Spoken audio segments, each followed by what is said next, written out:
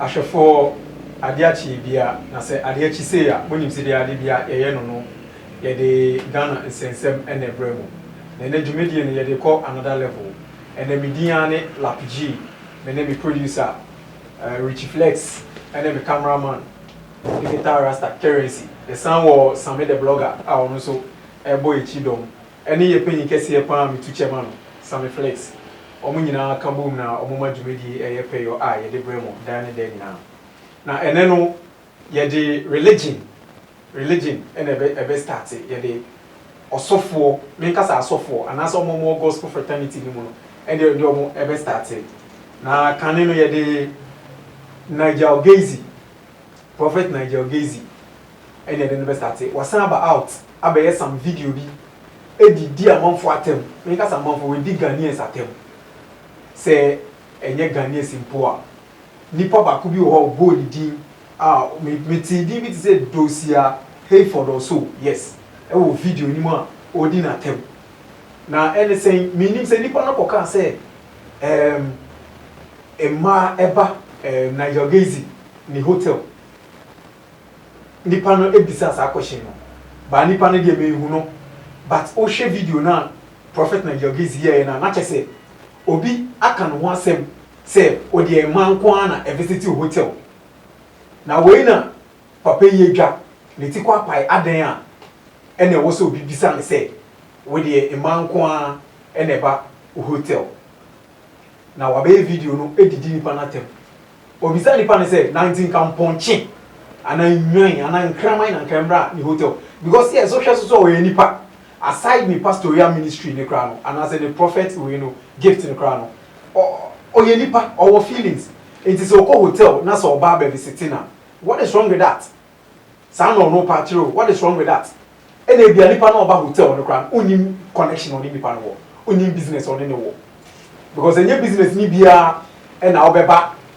your friend is saying sorry them business bi o ye no coded area coded like you no obi any what I say it is say ye so like yes members and I say ye no more ye nye asofo and our prophets na ye nti spiritual works na say no ye kasa be brain ti asofo no because no no nim dia nyankopon de na afa mum ye njan gum na dachi bia no ye behu dia eko nti we ni bofu pa se nipa no kaseti ana sa se ono de manko ana visiting hotel we dwa but o he video no e no so oti some voices bi we cheso se enye manko ana wo o ti mema voice we chiri nti niam bi wo amumi enhu like ye fa ye ni hu ansa ne aka enye bibia na ye ti a ye beka uhu a na we di hu adanse o se okay we de me am de be ni hu ye now even if the person cry call the hotel room ni muno you don't know what is going on there or you don't know what went on only me call so you can't judge say or bear free the hotel PNT no now I say we no mo ye what he says or ban no ra hotel no so or ye we attendant and now a servant or hotel and if you go cleaning and also cost serving the no so what would you say it is sometimes no mo yen to na yen like yen hwe nyama yi ansa na conclude we Japan or see a few we there Ghana wo a wo de wa se beba no so there ono so de be ma opa obesan domi wa kan yes ne nya bre obesan domi wa kan enti ne hwe ya no kase yi emie kase enti a like impenifo and say asofo by heart just because you know say we there nyama bi oye no e wrong and say tobo hwe dia nyama na ekono ma we ni hu ansa na waka eno sa na odomi wa it won't work but hu ye na so bi aka kire na wo so wanu chokoro na wo keka no ho sem sa na eno do odomi wa be ma ebebem nti mu me hwe ya no kase yi why edam say fa video no to mo no mo hwe Mr. Richie one time so if English a Niger woman coming to your hotel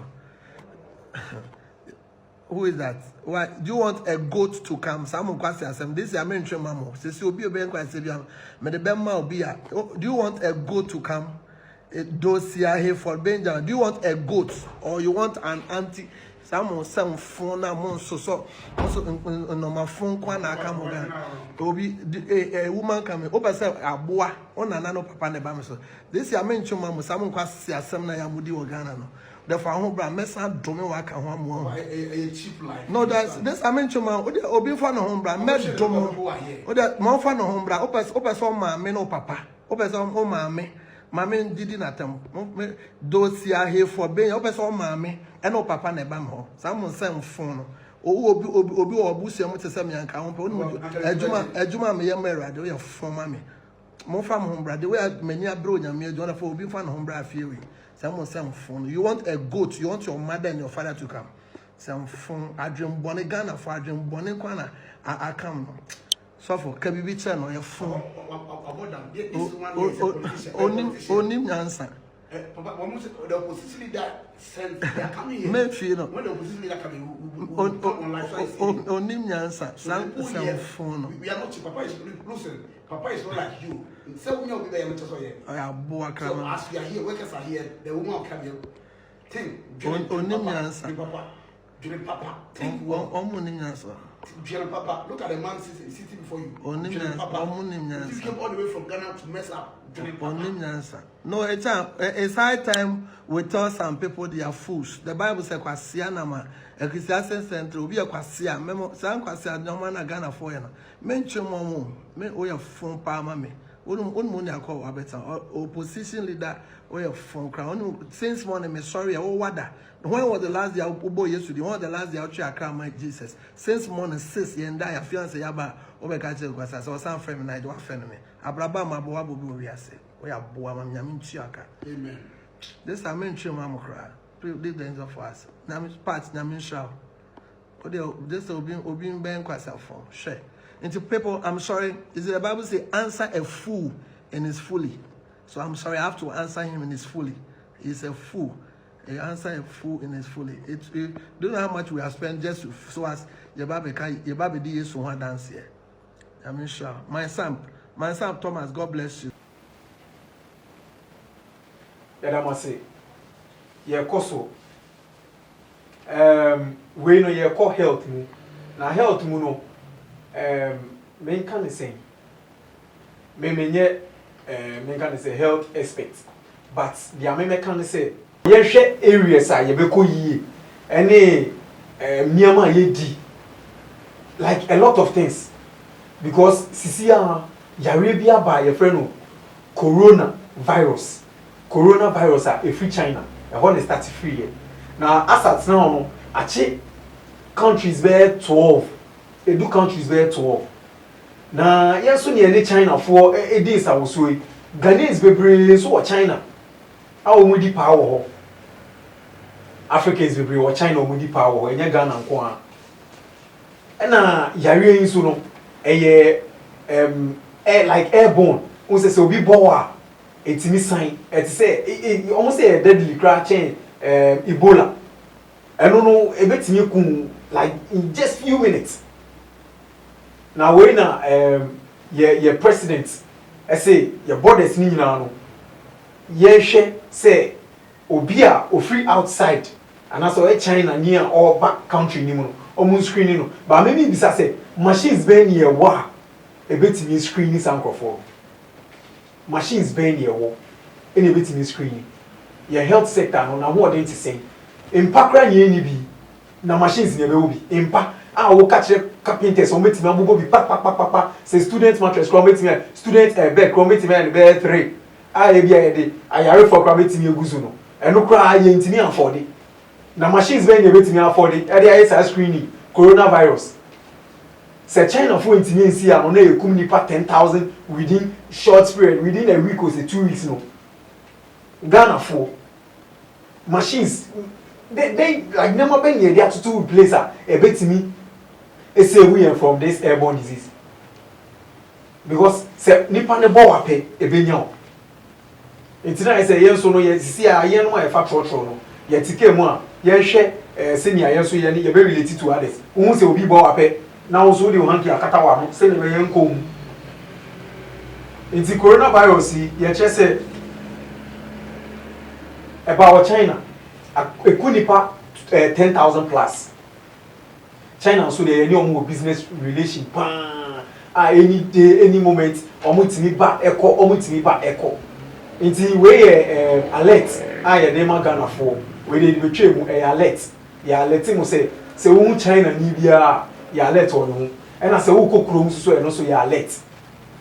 You should know how you carry yourself. Uko bia kra handkerchief wo ho wo be bo wa akatawano ogun so bi bu so bo wa akatawano say na be ya ono ni virus no so emechiw because who nim your obi and no me hu like symptoms na dey omo chere symptoms no like it say bibi say 8 na like uti be ya obenya won like wo be do nyama bebre so onye hu sa science na pe e was rational cause it so dey kohwe o body ni mu say then echo me the video bi be chere mu na video no o he China road like omo compound make us a compound omo environs now like street so you no see any single soul na single soul obe hu no kwa no kwa dey we our dressing what jacket ni hu we see ni baby an otimoto so no twem nipa ba ko o se mienu pe na me hu omo street ni so me research am ya me the video neighbor China point so obi ni so ena yare we starting in China omo market bi omo friend no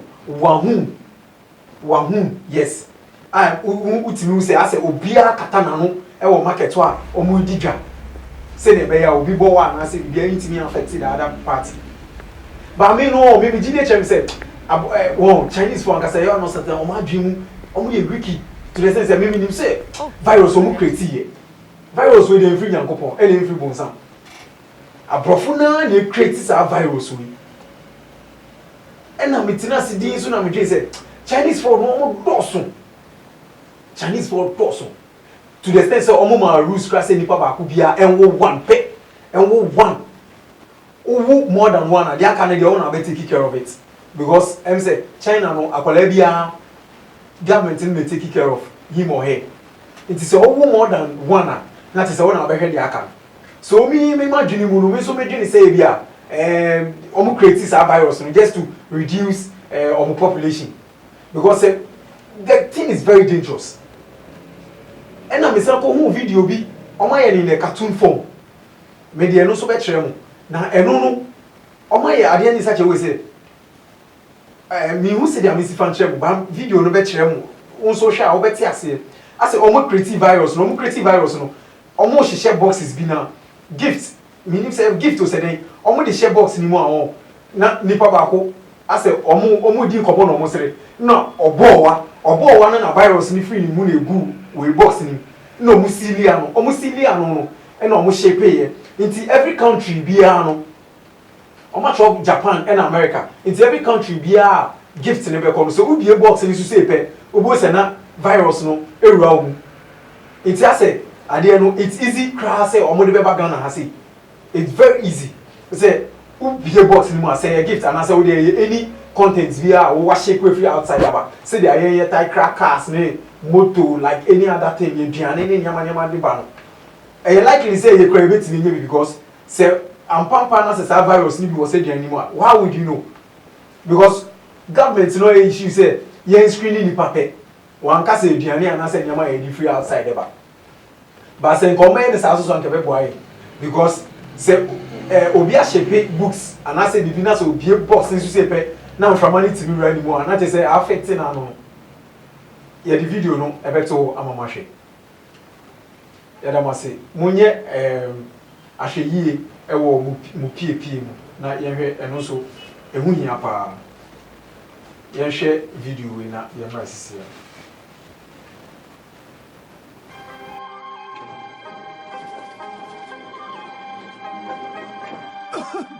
No le diga al supervisor que tengo gripe. Sí, yo estoy trabajando con la pelvis rota.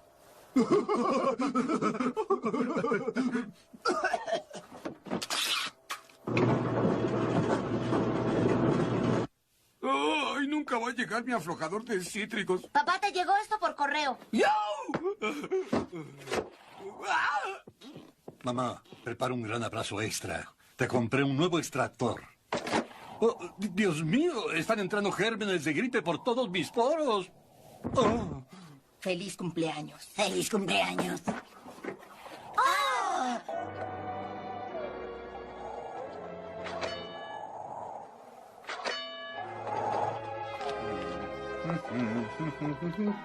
¿Qué?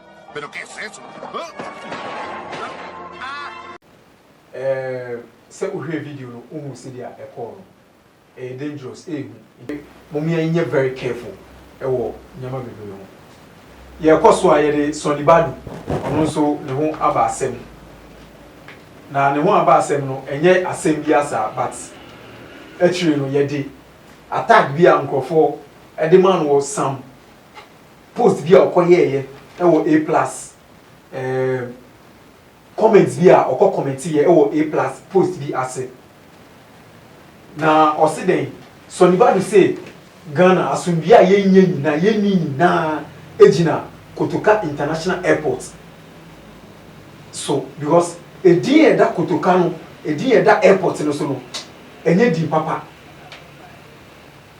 mimi wo mimi gidi say mimi say dem gidi but obi wo wa onjindi ba mi gidi say ampampa edin e wo effect e wo nyama bebre so edin wo effect pa wo nyama bebre so anything Kotoka ya ye kana say mi na down for pan the trusted man pan any Kwame Nkrumah trusting the pan because now oka Nkrumah for nubi na no we say the very day Nkrumah any sreye and Nkrumah etu kwan no the following day na Kotoka e bopo and then Nkrumah bopo no mutu Nkrumah de so enti we so kire yen say yen hwe Nkrumah a ye omo edeli yi na we na Sonibadu beka say edina eda international airport no so wo Ghana no emwa eno na ama yenya asundui no until say best sisa sadi no yenya asundui da because airport no na ye gateway to Ghana airport no obi afa de ba Ghana airport no na obi anso efa de pie e ho na obi afa de ba it is a di we na say mo ntimi enyi sa di na free ye airport no so asundui de ye ntumunda ye benya government be president be ne wo or ye bibia because of say dina eda airport no so say yansesa no matter what the government or the president will do to help the country and succeed na when a man for so ababeka say aden na wo so kasa na amanfo bebre edina tem but no echire ni ede edidi atem no ye de no so ebeba echire the next episode no eno ye de beba enti no ono na dwenu no say enye so ye prophet and I say enye so ye sofo but or can in a way say spiritual in a spiritual realm edi no enye magana enye ma airport no so enti ye nye edi mi fi so na ye yi fi so a o gidi say Ghana ye be fa ye ntuma pa Efra ye da mas ye di screenshot no to ama mahwe dia o kan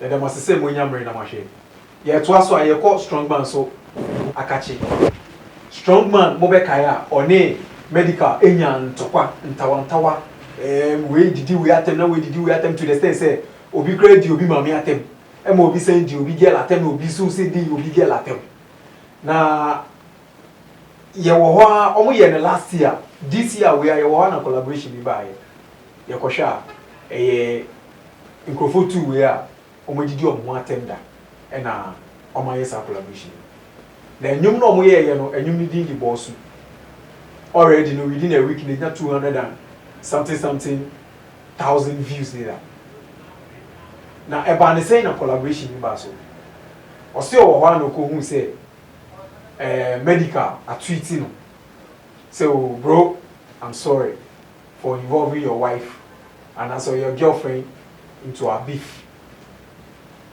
ohun sa no o se na kuma to ne yam and on so retweet back I can say oh bro I'm also sorry for involving fella into a beef and no and then you only have a choice but we can do something but said we can do something to near already kind of nyoma bano and also not a problem but you stand firm strong man stand firm and okay so okay my main fight and you remember now that's on I go it's me feature o de foforo ba na so we feature na che say yakwa ansa enti o se sisi o mabom o ma yenum Wua won they be Americans as in we say ye supporting artist ye supporting artist because of the new power but not with emotions say or the moment on you be benya beef na we now go do obi atem some 2 cities data they be I can one say 2 cities bundle e ba mo fa nkonye nkwasasem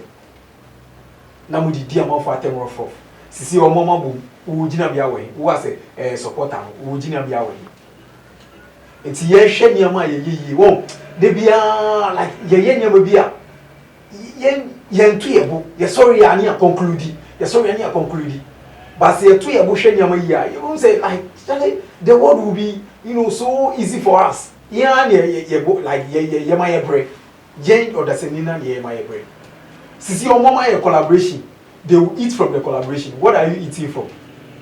Why yellow? Why me a strong man fan? My strong we medical echo. My me a strong man fan. My medical. Me 2 cities data. Asan. What am I gaining? Nothing. But sisi o mo nyansa o mo ye ma sisi o ma settle on way differences. Am my nyum. So to the extent says class or san performing wo so to welcome to Soweto Medical. Inti wa we supporter na wo sorry na wo didi o matem no wo gina bia wo nsisia. Mo mi nsie ade, mo mi nsie nyansa kaka. Why? Yes sorry ani this to atem because of say you supporting Shatawale. You supporting Shatawale inti ye Stonebwoy with 2 cities data. But ene o ma ye baako. Inti ye no a didi o matem ye gina bia we. So, eya mo mi nsie ade. Why? Ya da mase. Ya de video ne beto ho. Na motie say they are strong man like collaboration any BBA no esifa e bai we no kan wo hit for money and just the interview and na church video no and na e twego made a comment like he tweeted that he's sorry for involving Nanama in the beef, right? And I also replied with that kind of should I say it was very similar to what he said. I'm also sorry for involving fella in the beef here. So after that he followed me on Twitter, I followed him back, then we started chatting on Twitter. It was like bare miles, yo, what's up bro? And then we took it from there. And after that was all. So that was how come we spiced the beef. We performed at Soweto, welcome to Soweto Maze concert, and we recorded this song. Damasi. Diedi hono yede Fantana ene Wendy Shea ene Bremo ye call Rough Town Records. Na Rough Town Records no ene de ebeka no wansem no Wendy Shea. Wendy Shea e de nyom fofo bi aba ye friend of Toskin girl. Na okan niam bebre e wo nwum ni e mama for related to your friend say Fantana. But Niamo can woman among phones who reading meanings into it say because of say for now Fantana is not too much related to Rough Town Records in Intino. Not just say punches in na comma Fantana. Into Fantana and so Ajiatu say ampa and you know tie no ono so common into ono so kofa when the share video and ono so ni nyuma wire foforo no ono so dey when the share video le to ase to so no dey na to ase na oye I need a dancer say for now no relate or che we say oye dancer na ni nyum kra enye dem ko yi nti no say opa bring it on ono so ni nyum dey aba no bring it on so betimi afabra and I make say me ne dey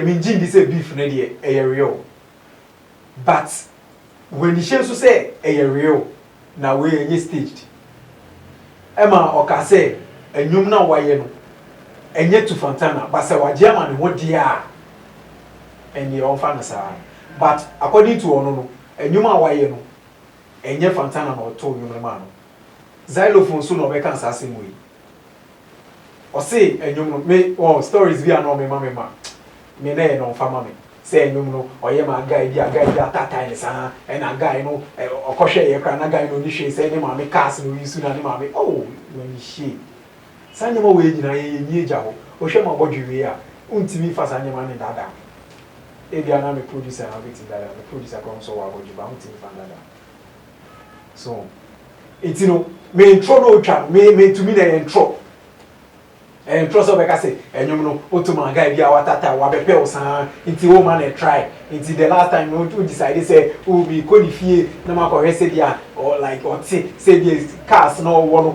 e dey scan no one dino team no ono ane dia oh sister obi onye popular oye dey ye nyimtia no onye popular why you meet and say me nyoni ma guy bia oh sister wo dey Fantana me hu say Fantana na o hit no because Fantana no no we yi nani e no no hit o enti say no so munim say no so e mind games a munjai because mu bianu nyina de nyum foforo aba enti mu ye bibia say ne be ya munyum ni nyina ye de ebeko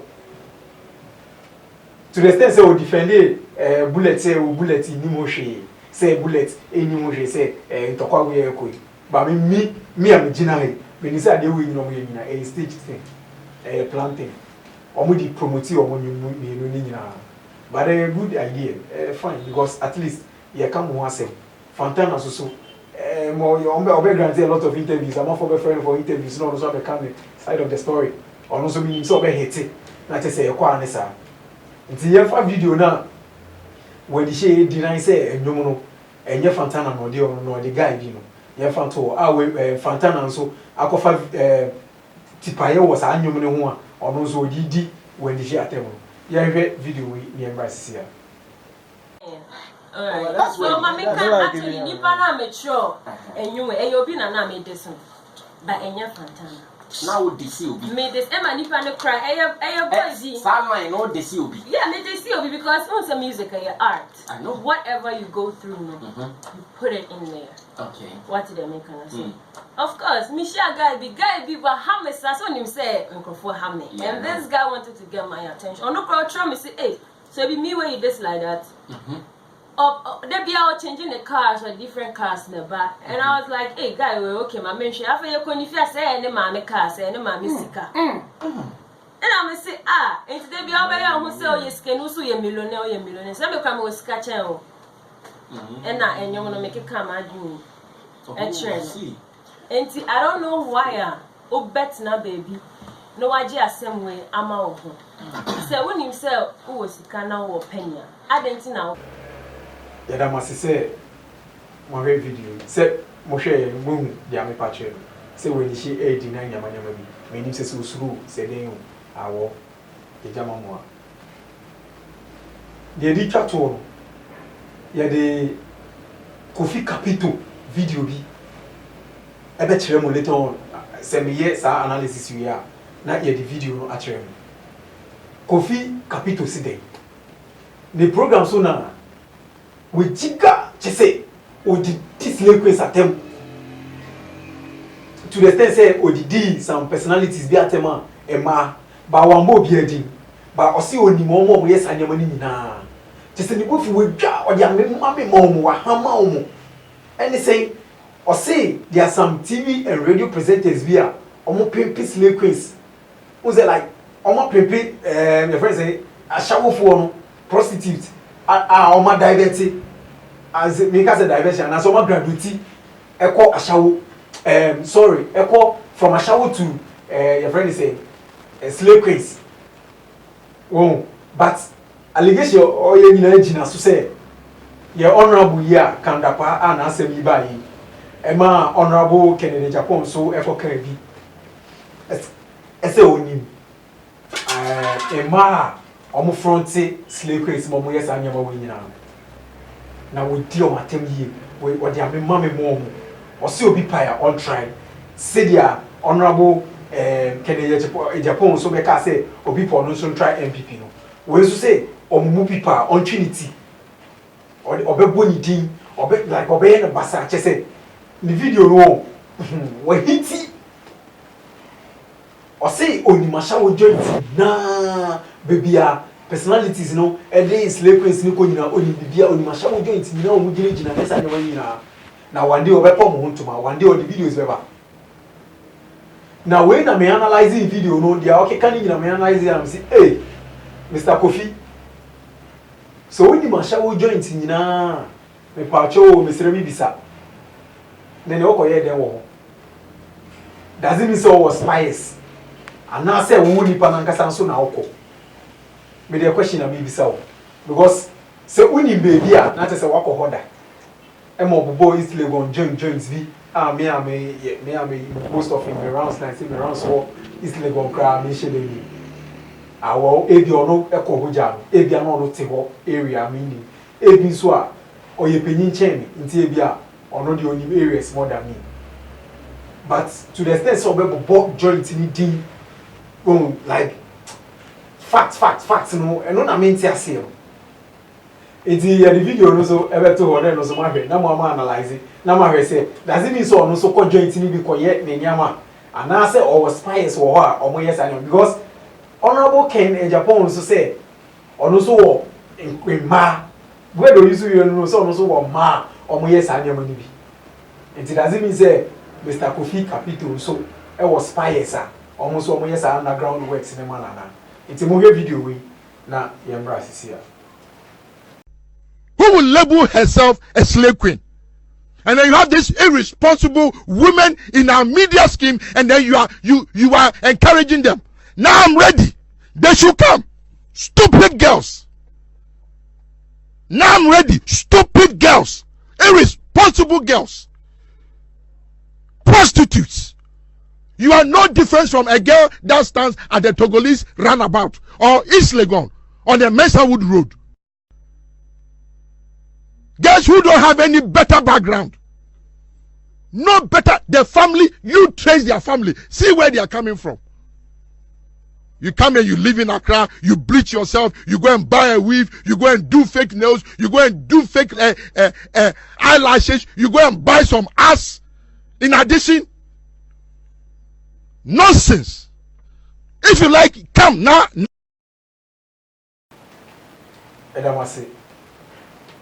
So when you say the piano, you read Jumedi na ye funny videos to Ichimam. But and then you have funny video and to ho ye motivational video and a better. That's that video we are showing. Emma me who say man can do all things if you are determined with faith and with prayers, with hard work. You can achieve something. Anything you can achieve anything, not something. Anything you want to achieve. Me hear video no me who say man bi oni nine o won sape o to all right with me the tenase bo oni nine it in nine no e si me happy me sere e ho no me pe na oni ni say bia e be ka se twa e nine ni po amanaka ni po no ni bi nti o tena ne to so pe na man we e gym me who say that me come but otimi jemu like normal big crowd 19 crowd untimi enko da rounds otimi lefty otimi acrobatics otimi enema we brave oti hwiu mu ebi wo oti hwiu mu ebi wo oti hwiu mu otimi ye a lot of aerobics like styles won push ups ne nyama nyina otimi nyina na ohwe ne arms ohwe ne muscles ohwe ne chest the way our building and am say and me and Bonnie Pap Bonfia, and I may so and looking down upon ourselves. Say, media, men sabaku, you intimidate me, media, me near friend intimidate because meaning saying if you be sorry, but and yes, I may like I'm saying something to a man feel bad. But Oko ETV, there's one guy, mean she didn't need this, but there's one guy or ye blinder or can use ETV, and that guy is very intelligent. One way so I made the fato no ye Kofi Kinata guy be a Osheno or no say a blind guy or no call talented case. The guy can sing very well. I no so one body one bonfia or two fine. I could be so echo in Sroma or say I don't FM for in Sroma, I don't TV rather or Sroma ye or Muye blind guy be called Hosa or no so two fine. So like no matter how you are, GD na jidi wo nyanku ma ojidi wo nyankopon mu enya den wan kasanso ji hudi nyavim no won na gada courage say obi bi abeye bia na betimi asosidi. Don't look down upon yourself for someone also to look down upon you. Jidi wo nyankopon mu fampai body jumaten you can achieve whatsoever you want to achieve. Mo share video we enu na edi twato na yembra sisia. If there's ever been one thing that separates the best from the unknown, that one thing is self-belief. If you don't believe you can do it, you'll never try, and you will die never knowing how far you could have gone. Belief in yourself, belief after failure, belief when all others doubt, relentless belief that you will get to your target no matter what. That is what will see you achieve when there is no talent. Belief is what will see you achieve when there is no support. See, no belief around you is needed when there is belief within you. Tell yourself every day, I know I will get to my target. There is no doubt. 0. I will get to my target. I will. I know I will make it. There's not an ounce of doubt in my mind. No matter how many times I am beaten down, defeated, ridiculed, rejected, doubted, I do not care. I know my target. And I know in my heart, no matter how long it may take, no matter how dark the path, no matter the pain, I will fight, I will claw, I will adjust, and I will win. There is nothing on this earth that I will allow to defeat me. My mind is strong. My mind is stronger than all others. Never will I be broken. Never will I stray from my goals. Never will I break from my purpose in life. No one knows my heart. They can doubt me. They don't know my heart. They can tell me it's impossible. Those are their limits, not mine. Life can beat me to my knees. It only makes me stronger. I am unbreakable. Did you hear me? Did you hear me? I am unbreakable. I am unbreakable. I am unbreakable. The strength that lies in my heart is like no other. The determination that lives inside me is equal to no other. Every day I wake up, I promise myself I will make it, and I never break a promise I make to myself. I am unbreakable. I am unbreakable. I am unbreakable. Life can beat me to my knees. It only makes me stronger. I am unbreakable. I know I will get to my target. There is no doubt. 0. I will get to my target. I will. I know I will make it. There's not an ounce of doubt in my mind. No matter how many times I am beaten down, defeated, ridiculed, rejected, doubted, I do not care. I know my target, and I know in my heart, no matter how long it may take, no matter how dark the path, no matter the pain, I will fight, I will claw, I will adjust, and I will win.